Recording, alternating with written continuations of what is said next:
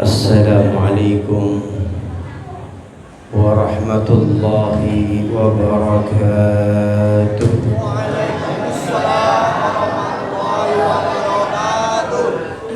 Alhamdulillahi rabbil alamin wa bihi nasta'in ala umuri dunya waddin. Wassalatu wassalamu ala asyrafil anbiya'i wal mursalin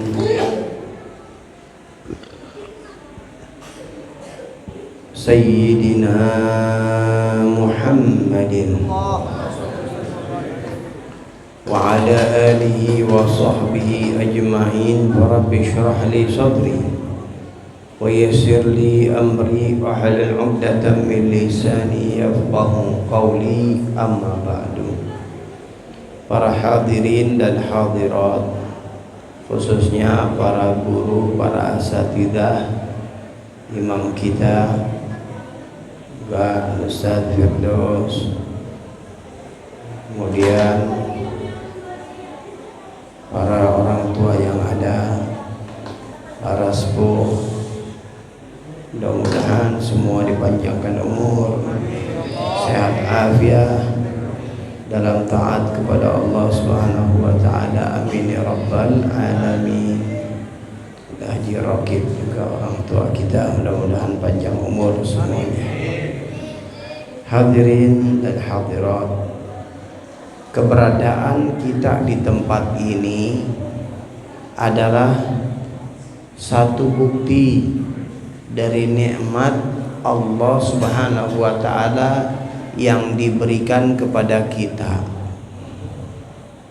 Kita berada di tempat ini adalah salah satu bukti kecintaan Allah kepada kita. Ini salah satu bukti rahmat dari dan karunia Allah Subhanahu wa taala yang diberikan nyata-nyata kepada kita. Keberadaan kita di sini adalah keberadaan yang dikabulkan doa kita. Kalau kita mau ingat-ingat tahun lalu, kita pernah minta sama Allah untuk dipertemukan dengan Ramadan yang akan datang. Itu tahun lalu kita minta. Dan alhamdulillah kita termasuk orang-orang yang dipilih pada tahun ini masih bisa mencicipi kenikmatan yang ada di dalam bulan Ramadan. Dan terlebih nikmat lagi, bukan sekedar Allah panjangkan umur kita, tapi Allah sibukkan kita di dalam ketaatan dan keridhaannya. Allah sibukkan kita pada saat ini dengan sholat tarawih. Cuaca hujan, tapi tidak menghalangi niat kita untuk ibadah. Ini kalau bukan memang pilihan Allah sulit. Kalau bukan ini adalah kehendak Allah, keinginan Allah untuk kita jadi orang baik, untuk kita sholat berjamaah di dalam masjid ini, mengabdikan diri kita kepada Allah. Kalau bukan ini dari Allah, maka nggak bisa. Artinya, yang pertama, kalau kita melakukan kebaikan, bersyukur.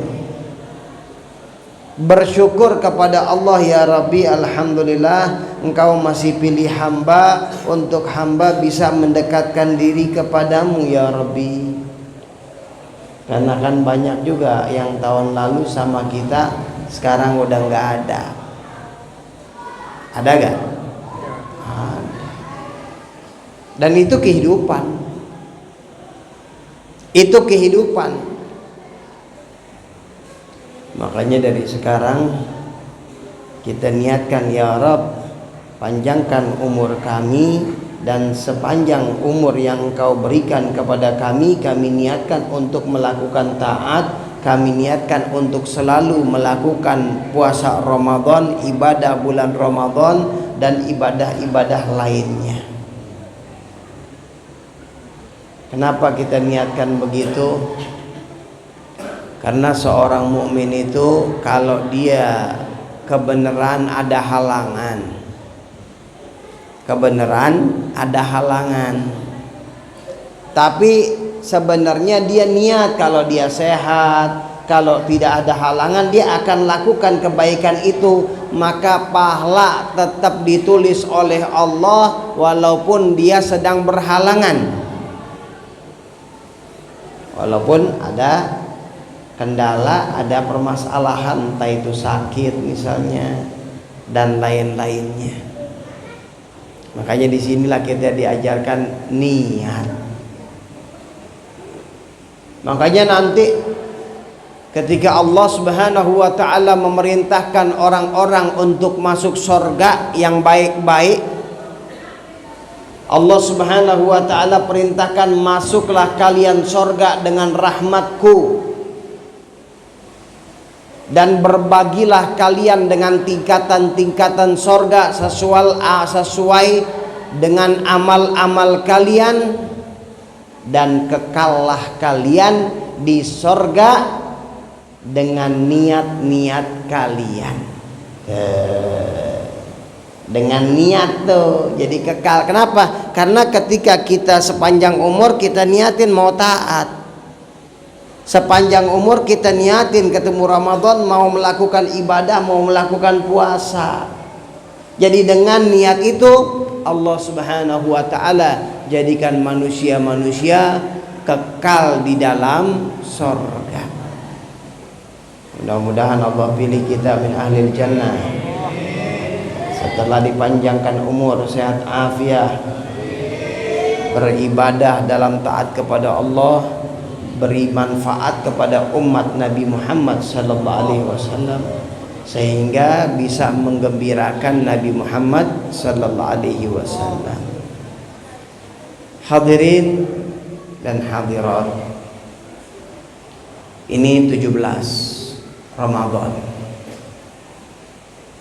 kejadian yang sudah sering kita dengar, yaitu kejadian nuzulul Quran. Kalau bicara nuzulul Quran emang udah pada paham, udah pada tahu. Sedikit juga kita mau buka tentang nuzulul Quran, yang mana Rasul sallallahu alaihi wasallam, beliau itu jiwanya sudah mencari kedekatan kepada Allah, sehingga beliau khalwat di Goa Hira. Beliau menyendiri di Goa Hira. Berapa hari balik, ambil bekal, bawa lagi. Itu Sayyidatuna Khadijah, istri yang solehah yang luar biasa. Padahal pada saat itu beliau sallallahu alaihi wasallam belum jadi nabi, tapi Sayyidatuna Khadijah sudah menunjukkan bagaimana kesetiaan istri kepada suami. Ini hebat ini. Nggak pakai tujuannya ngerong-ngerong hidup, enggak. Bahkan beliau wanita kaya, beliau persembahkan hartanya untuk perjuangan Nabi besar Muhammad sallallahu alaihi wasallam. Sampai datang masa, datang malaikat Jibril menyampaikan wahyu kepada Rasul sallallahu alaihi wasallam dengan memerintahkan Iqra, bacalah. Beliau jawab, ma'an nabi qari, aku tidak bisa baca. Dipeluk Rasul sallallahu alaihi wasallam sampai dari kerasnya pelukan nyesek, dibuka. Kemudian Jibril mengatakan lagi, Iqra, bacalah. Jawaban yang sama, ma'an nabi qari, aku tidak bisa baca. Dipeluk kembali oleh Jibril dengan erat, dibuka, kemudian baru Jibril membacakan, Iqra bismi rabbikal ladzi khalaq, khalaqal insana min 'alaq, Iqra wa rabbukal akram alladzi 'allama bil qalam 'allamal insana ma lam ya'lam. 5 ayat turun. Di situ Rasul menerima wahyu. Beliau tadi mengatakan, aku nggak bisa baca. Emang ini adalah satu hikmah. Di awal-awal Islam itu memang beliau tidak diajarkan oleh Allah untuk baca dan hitung. Apa hikmahnya? Hikmahnya agar tidak ada fitnah, tidak ada tuduhan bahwasanya Al-Quran dibuat oleh Nabi Muhammad. Bagaimana mau dituduh? Orang Nabi nggak bisa baca, nggak bisa tulis pada saat itu. Jadi keberadaan beliau pada saat itu tidak bisa baca dan tulis itu adalah satu penjagaan dari Allah, bukan satu kehinaan. Dan hikmahnya lagi, ini gede-gedean suara deh nih sama klakson. Hikmahnya lagi apa? Hikmahnya lagi adalah orang-orang Arab pada saat itu, karena mereka tidak bisa baca dan tulis, jadi hikmahnya mereka itu lebih hebat di dalam hafalannya. Bicara hafalannya mereka lebih nyangkut, lebih cepat. Kenapa? Karena mereka nggak terbiasa untuk menulis, tapi mereka terbiasa untuk merekam. Ada dulu di zaman jahiliyah itu satu orang, dia kalau lagi nyari duit, orang itu baca syair. Baca syair itu syairnya langsung, karena memang ahli sastra. Datang kepada seseorang, di situ ada anaknya, ada pembantunya. Dibacakan syair ini kepada tuan rumahnya, maksudnya biar dapat uang. Kalau kata kita sekarang ngamen dah. Tapi ini ngamennya kelas, pakai syair. Dia bacain 100 syair tuh. 1, 2, 3 syair tuh, misalnya ya Rabbi bil Mustafa baligh maqasidana waghfir lana ma madha ya wasi'al karami. Itu baru satu bait, 2 bait, 3 bait, sampai 100 bait tuh keluar langsung tuh, karena hebatnya syair. Dibercandain sama tuan rumahnya, karena tuan rumahnya ini memang cerdas, dan memang begitu keadaan bangsa Arab banyak kan pada saat itu. Dibercandain, ya kalau syair ini sih saya udah hafal, padahal baru keluar dari dia. Udah hafal, dibacain syair dari awal tadi yang disebut sampai akhir 100, baca lengkap semuanya. Nah ini pembantunya kalau 2 kali baru hafal. Kan tadi udah dengar sekali dari yang punya syairnya, dengar kedua dari yang majikannya. Anaknya ketiga kali hafal. Akhirnya dibilang, jangankan saya, ini pembantu saya juga udah hafal. Coba baca tuh pembantu, karena udah dengar 2 kali, dari bait 1 sampai bait 100 hafal. Dia bilang, jangankan pembantu saya, anak saya juga udah hafal. Yang itu sih dibercandain. Dibaca tuh anak dari bait pertama sampai bait 100 hafal semuanya. Ini keunggulan mereka di dalam ketersembunyian mereka yang dikatakan ummi, nggak bisa baca dan tulis. Hikmahnya, hafalannya hebat, kecerdasannya hebat. Makanya Rasulullah nggak diajarin tuh pertama-tama. Begitu juga syair, Rasulullah nggak boleh. Wa ma'allamnahu syi'ra wa ma yanbaghilah, dalam Yasin, surat Yasin. Ya, Allah nggak mengajarkan Rasul SAW tentang syair. Nggak boleh buat Rasulullah ngeluarin syair.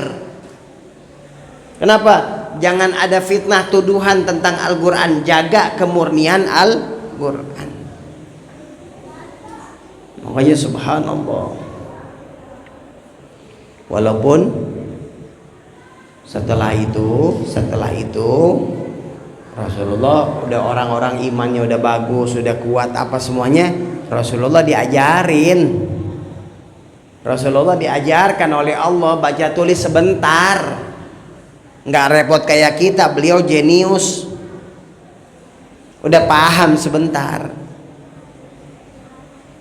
Ya, di perjanjian Hudaybiyah itu beliau udah tahu, udah bisa baca tulis. Ya, karena Sayyidina Ali pada saat itu nulis la ya Muhammad Rasulullah, perjanjian dari Muhammad Rasulullah sallallahu alaihi wasallam. Orang Quraisy, kafir Quraisy bilang jangan pakai Rasulullah, pakai Muhammad bin Abdullah. Ya, Sayyidina Ali nggak mau ngapus, Rasulullah yang ngapus. Rasulullah tahu tuh tulisan yang mana. Rasulullah yang ngapus untuk demi perjanjian itu. Jadi di situ ulama mengatakan bahwasanya Rasulullah udah diajarkan oleh Allah. Ya, jadi bukan satu keaiban, bukan, tapi ini adalah hikmah yang menunjukkan kebenaran risalahnya baginda Rasul sallallahu alaihi wasallam. Ya, kan banyak tuh orang. Dulu tuh saya pernah temuin tuh banyak bos-bos besar, pengusaha. Ya nggak tahu pengusaha apalah, walhasil pengusaha ada, banyak punya truk, banyak punya ini. Begiliran bikin perjanjian tanda tangan nggak bisa, nyuruh asistennya baca, terbalik, emang nggak bisa baca, tapi sukses. Ya, Masya Allah. Nah, akhirnya baginda Rasul sallallahu alaihi wasallam balik. Begitu beliau balik, beliau minta selimutin, zamiluni, selimutin aku. Diselimutin sama Sayyidatina Khadijah sambil ditenangin. Allah nggak bakal menyakitimu, engkau orang baik, engkau silaturahim jalan, engkau banyak nolong orang, engkau kepeduli kepada orang, engkau bermasyarakat, engkau bagus. Jadi tenangin tuh sama Sayyidatina Khadijah. Akhirnya Sayyidatina Khadijah bilang, udah dah, sekarang gini, kalau untuk makhluk datang nanti kabarin aku, engkau duduk dekat aku. Begitu makhluk itu datang, Rasulullah kabarkan kepada Sayyidatina Khadijah. Nah, Sayyidatina Khadijah pada saat itu pakai kerudung. Ya, coba sekarang saya buka, bilang. Sayyidatina Khadijah buka tuh jilbabnya, kerudungnya. Masih ada gak? Udah pergi. Oh, Sayyidatina Khadijah tahu ini adalah makhluk yang baik.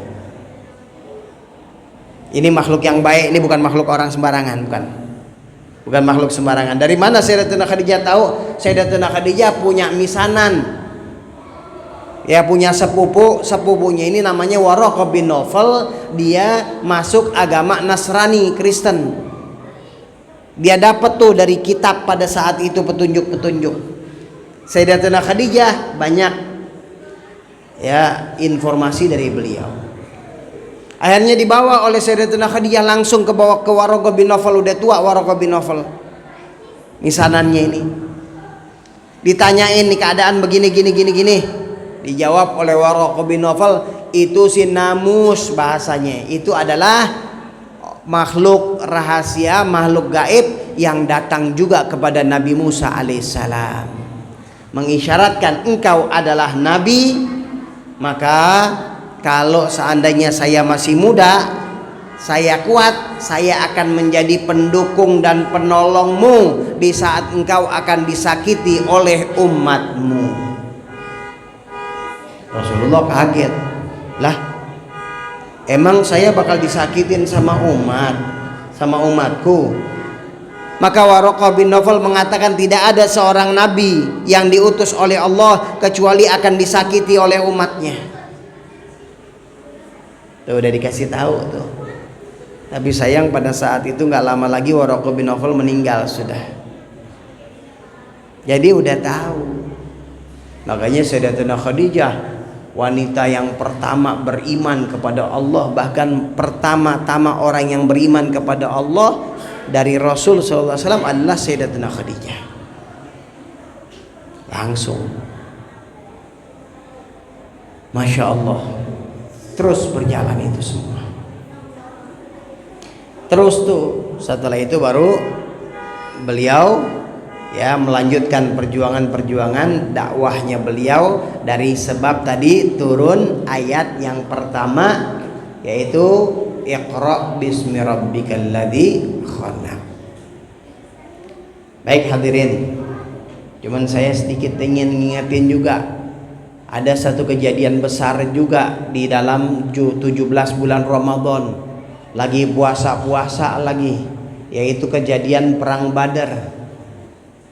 Ini perang Badar juga nggak boleh kita lupakan, ini ruhnya umat Islam. Sampai pada saat itu Rasul sallallahu alaihi wasallam berdoa minta pertolongan kepada Allah, ya Allah, kalau engkau tidak berikan keselamatan kepada umat ini sekarang, maka nggak ada lagi yang bisa menyembahmu. Rasulullah minta doa, angkat doa, tangan tinggi-tinggi. Pada saat itu peperangan yang istimewa 17 Ramadan.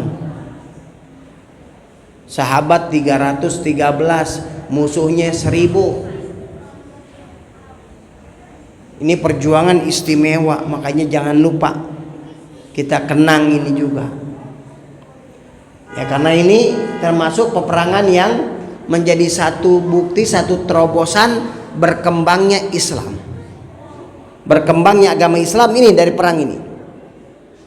Karena Islam dulu disakitin, dimaki-maki, dihina, bahkan sebagian sahabat ada yang dibunuh, ada yang di macam-macam. Nggak boleh ngelawan dalam Islam. Sabar aja. Nggak boleh, belum ada perintah untuk perang. Sabar sampai ada mereka dibunuh, dilakukan dengan keji, dirampok hartanya, dirampas, nggak boleh ngelawan. Coba. Tuh di awal-awal Islam tuh. Padahal kan para sahabat mereka kan pemberani. Sayyidina Hamzah, Sayyidina Umar bin Khattab, gatel, nggak bisa. Yang lain hijrah itu diam-diam. Sayyidina Umar ketika mau hijrah tawaf dulu. Saya mau hijrah. Siapa yang anaknya mau jadi yatim? Siapa yang istrinya mau janda? Ayo cegat saya mau hijrah. Sayyidina Umar. Banyak sahabat-sahabat diam-diam hijrah. Sayyidina Umar nggak mau. Tapi memang nggak boleh ngelawan, nggak boleh jihad, nggak ada jihad pertama. Sampai ada perintah diizinkan, inilah pertama yaitu perang Badar. Keistimewaan luar biasa. Panjang ceritanya. Saya diceritain ini nih sama guru saya Al-Arif Billah Al-Habib Zain bin Ibrahim bin Sumit.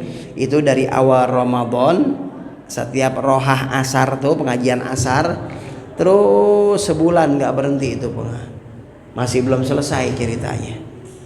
Tambah lagi sita min Syawal, masih belum selesai, akhirnya diringkas jadi selesai. Ceritanya panjang, masya Allah. Kalau kita ceritain di sini urusannya sampai sahur nih. Lagi juga belum tentu saya kuat ceritain begini. Tapi nggak apa-apa, udah ini percikan aja sedikit, biar kita ingat daripada sejarah yang terjadi di dalam 17 Ramadan. Mudah-mudahan Allah maafkan dosa kita, jadikan ilmu kita manfaat, jadikan hati kita senantiasa mendapat bimbingan dan tuntunan dari Allah Subhanahu wa taala. Amin ya rabbal alamin. Hadza wal afu minkum. Wassalamualaikum warahmatullahi wabarakatuh.